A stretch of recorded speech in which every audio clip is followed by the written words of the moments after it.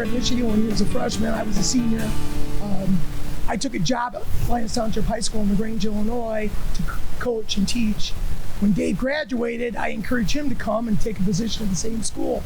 As a result, we coached football and wrestling, started our Lions Kids Youth Wrestling Club, which we ran and coached for 25, 30 years. And we were both lucky enough to coach each other's sons through grade school, high school, doing folk style, freestyle, and Greco-Roman wrestling. Dave was always interested in training and coaching methods, using innovative machines and techniques, measuring performance to get a competitive edge. Dave and I were often the lab rats. One method was he was investigating percent body fat measuring. One method is hydrostatic weighing. We built a frame, hooked it up to the scale. I survived several dunkings. Blowing all the air out of my lungs, trying to sit still enough to get a measurement.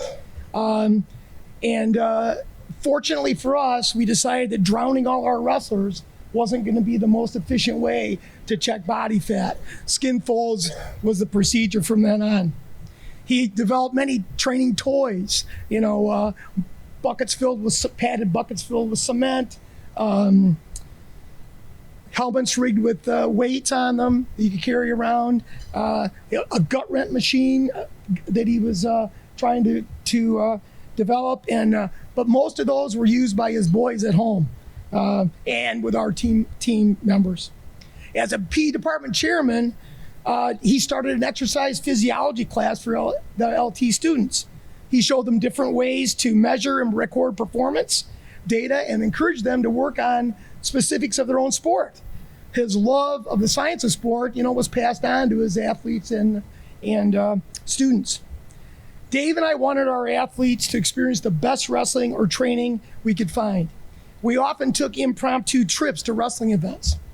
When we started coaching, we didn't have the internet to find out when the most current events were. It was during January, middle of the season. We found out that the NCAA Wrestling All-Star Meet was going to be in Madison, Wisconsin. So I could drive a school bus. We grabbed a school bus. We canceled practice, loaded the team on the bus, drove the 3 hours to Madison, watched an amazing meet. We probably got in a little trouble with the athletic director for doing that, but the kids loved it. They couldn't wait to try out the techniques and the things that they had seen the rest of the week. We traveled to Grand Valley. We went to the World Cup when it was in Oak Lawn, took a bunch of wrestlers to Grand Valley to see the Olympic trials. We witnessed the epic battles between Steve Fraser and Mike Houck and Lee Kemp and Dave Schultz. And those are all things that those kids would never forget.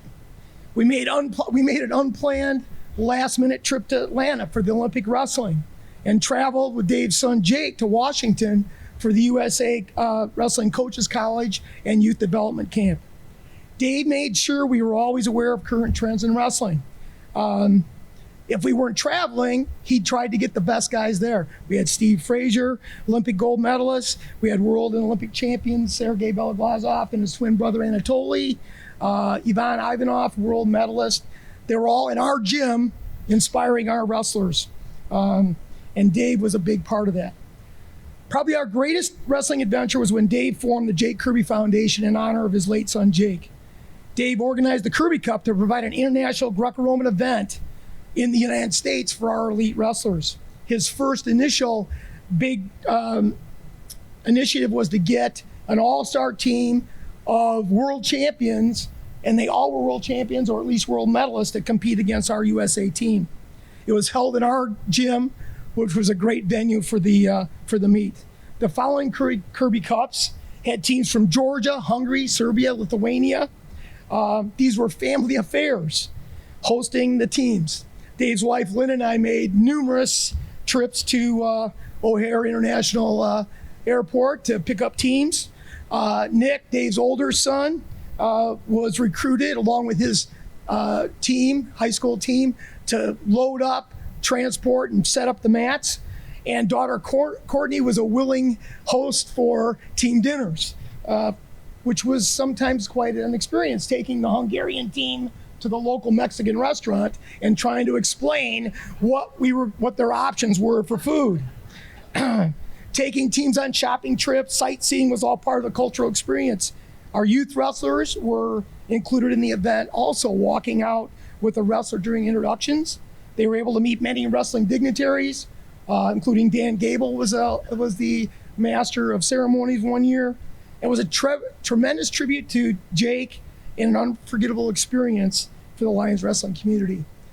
Dave and I bounced all these things off each other. I don't know, he would say, hey, should we do that? Or I would say, should we do this? And most of the time we said, yeah, go for it, But what have I learned from my friendship with Dr. Dave Curby is that you have to have a passion for the sport, for what you do. You should always be curious and research ways to improve the sport, and always think big. Find ways to highlight the best people and characteristics of wrestling. Congratulations to Dave for receiving the Order of Merit. Thank you.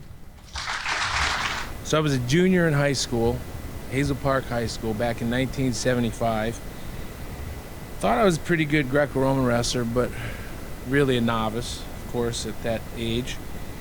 And my good buddy, Barry Phillips, remember Barry, Dave? Barry Phillips and I decided we're going to go from Hazel Park, Michigan, get in our car and drive to Ypsilanti, Michigan, and meet a couple of senior guys to get a little senior workout, test our skills against the seniors. Well, those two guys were Mike Bradley and Dave Curby, and your brother Russ was there too, if you remember. Now, Dave, of course, I think you were Big Ten champ that year, right? So Dave, Big Ten champ, and I don't know if you guys remember Mike Bradley, but a veteran, really outstanding Greco-Roman wrestler for many, many years from Michigan.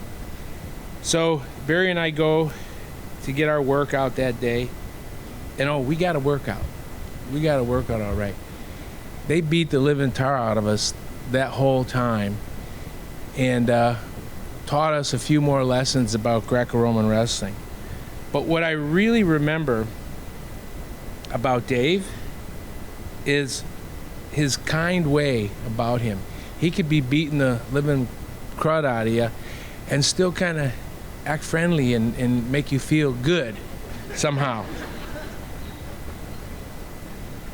So I always remember that, Dave, and tried to emulate that when I wrestled younger guys throughout my whole career. I don't know if I was as good at it as you were, but anyways, fast forward 9 years later at the LA Games 1984, right after my final match against Ilie Mate from Romania, I was escorted down on the floor of the arena, and they were escorting me around the arena to be interviewed by Russ Hellickson, who was the ABC commentator. And as I'm walking around and escorting, people are high-fiving and cheering and stuff.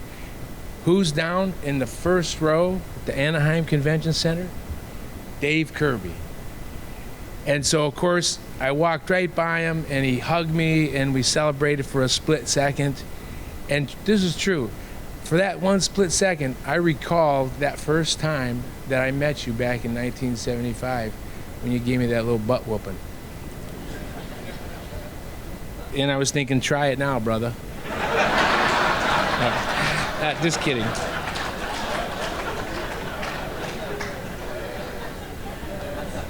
But those are the memories that really stick.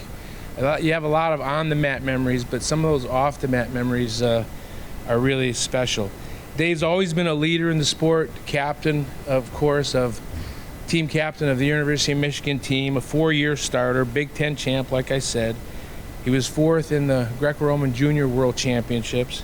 He's done a lot in the sport of wrestling. Of course, we all know probably what he's most recognized for, and that is his founding of the International Network of Wrestling Researchers and all the research and scientific stuff that he's done for many, many years and still does for UWW in the sport of wrestling. But please know that he's done so much more than the scientific stuff. For example, and Mark King mentioned it, the Dave Curby Cup.